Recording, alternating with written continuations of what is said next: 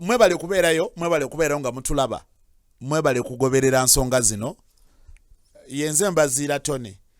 Ennaku zino tubale tuludde okulabagana nti tubadde mu endongo mugimanye tuwube tuzza wane tuzza wali kweggamba era byebyo. Naye mwebale kubeerayo, mwebale kwekuuma. Omanyi Katonda naye atukuuma naye kitandika naawe. Nga bwe tugamba nti lubaale embeera nga n'embiro kwotadde. Mwebale kubeerayo abatulaba gye musinzira yonna abatugoberera nga musinzira wano mu ggwanga Uganda mwebale. Abali ebweru mu mawanga ag'enjawulo mwebale. N'abali mu ggwanga kati eryetongodde. Mwebale kubeerayo. Ka episode kaffe kano abadudde nga mutugoberera ewaffe Buddu tubiteekayo yonna ku YouTube, Facebook, TikTok ne ku Twitter tuteekayo. Osobola okungoberera kaliko Mbazira Tony Twitter @Mbazira Tony, Facebook Mbazira Tony, WhatsApp, TikTok of course naye eriko Mbazira Tony. Otuukayo ne tubeera nga tunyumya ebigambo. Wano tusinzira ku Stream Live Avenue era ye company ekola ebintu bino byonna okuva ku kubikwata n'entebe mwentudde yaayo. So esangibwa Makindi eno company ekola production house eri wano. Tukola bulango bwa radio obwa TV mu maloboozi amalungi byonna nobeera ng'olabika bulungi nnyo kukola video coverage ku mikolo egy'enjawulo n'ebirala ebiringa ng'ebyo. Nammwe abantu sekinnoomu ab'amasomero makampuni amanene n'amatono abaagala okubakuba ebifaananyi mujja ne tukola emirimu egyo okuba designingira ebipande ku designinga ebintu byonna artwork abayimbi abaagala obupande obwo flyers audio out new video out mwetaaga lyrics videos n'ebirala ebiringa ng'ebyo. Eyo Stream Live Avenue wetubikolera wano Makindi ku kubeeridde buziga wano okuliraana ku Papa's Sport wetuli. Essimu nayo mujja gifuna wansi awo ejja kuyitawo 0753 8028 esembya mu 0753 802847 oba otulina bulungi nnyo. Mu episodes zaffe ezisembye mabegako ze tubaddemu previously twogedde ku bintu bingi nnyo. Ewaffe Buddu. Ewaffe ye Masaka bingi nnyo ebyabaayo oluusi bye mutamanya bye mwamanya bimu bye tunyumizzaako mu interviews ez'enjawulo ze tukoze ku TV stations ez'enjawulo ku YouTube channels ez'abantu ab'enjawulo.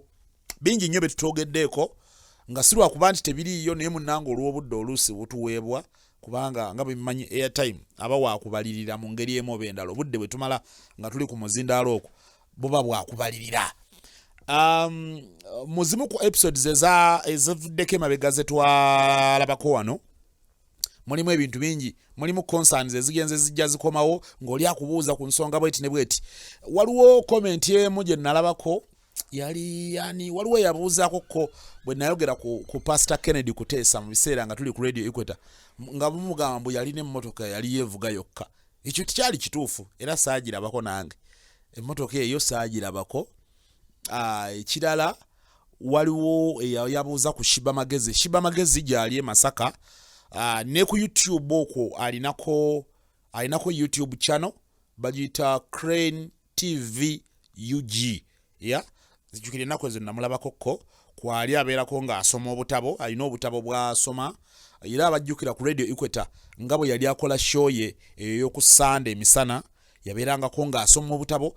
Bwali bukutta attention y'abantu lwakuba nti ate ebiseera awo Radio Equator neefunamu obuzibu n'ekyankalana neeva ku mayengo g'empewo neba nga tekyaweereza naye ye ng'omuntu Shiba Magezi gyali era ali very much active.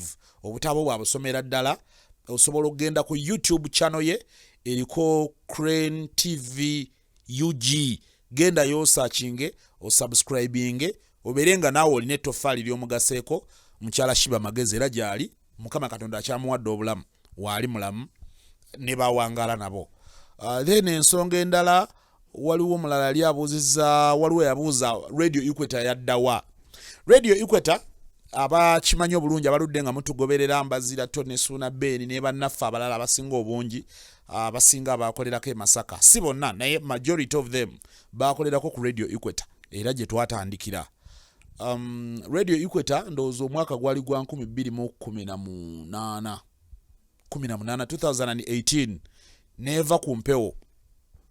Yava ku mpewo mu ngeri gye ssinza kunnyonnyola nnyo olw'ensonga nange by then nali sikyaliyo kuba Radio Equator twavaayo 2009 mu 2009 kakati ne tubanga tusigadde kugiwuliza buwuliza oluusi nga tugendayo ne tukyalayo bukyazi ng'omwana bw'akyala ewaka naye otuuka n'obanga eby'omunda ennyo nga tokyabimanyi so naye nga kye twamanya kubanga ekyo kyo ne bwoba tewakolerayo ne bwoba wakolerayo ne bwoba nga wali muwuliriza wali otuuka ku conclusion n'okimanya nti Radio Equator yava ku mpewo kubanga tekyaliko tekyaweereza naye ensonga lwaki yavaako tezimanyiddwa kubanga nyinza okubanga sinze muntu mutuufu okuvaayo kukyogera naye bw'ombuuza nga nze yakolerako yo nti lwaki tekyali ku mpewo nkugamba tekyali ku mpewo bya ddala kuba tekyaliko naye ng'ensonga entuufu lwaki tekyali ku mpewo nyinza obutaba nayo kuba nyinza n'okubanga sinze mutuufu okuvaayo okunnyonnyola lwaki tekyali ku mpewo naye nga tekyaweereza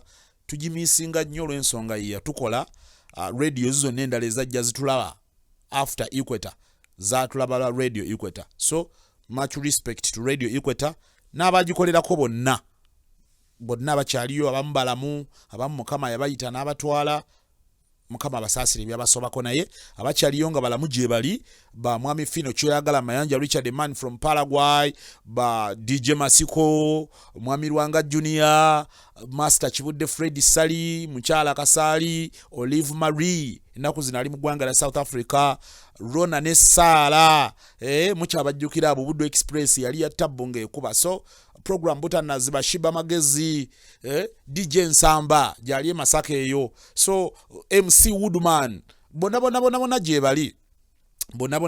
bali abamu bakyali mu media abamu balina emirimu gyabwe emirala gye bakola naye nga twebaza Katonda okuba nti yabatusisinkanya era naffe ne batusisinkana ne tutambuza obulamu mu ngeri eyo